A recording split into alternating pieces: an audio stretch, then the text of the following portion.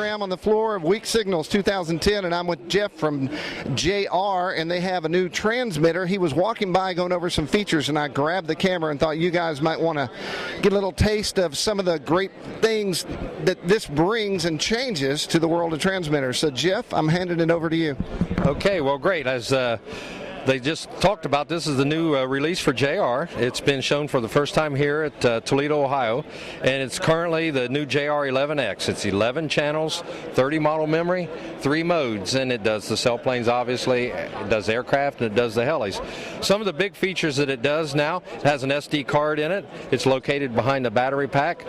For those guys that work online and all that stuff, you can back up to your SD card, you can back up to your PC, you can transfer from one radio to another. You don't have to use the cord any longer. So that's a new feature for JR. They've never done an SD card slot in any of their radios before. It's also got some additional features that we've never done before.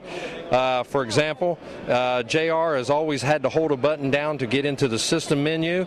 Now, as you can see, I can just roll around over here and I can access my system menu without actually powering the radio up and down. That's another new big feature that JR has done this year. Also, it's got another interactive type of featuring that we haven't done in the past.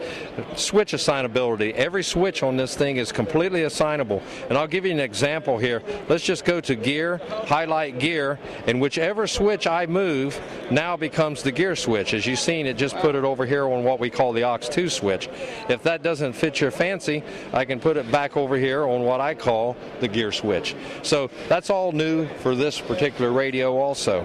Another thing that this radio does now, to go back to our function list, which would have normally required a power down, power up, I can go to this new menu called My List. And My List basically is like a favorites. So instead of having that big menu that you got to go through continuously, you can build your My List. And the way you build your My List is I go into the edit mode, and then I clock down here to an empty spot, and then I go into the big menu and I pick out what I'm interested in my list. And as you see, I just added differential.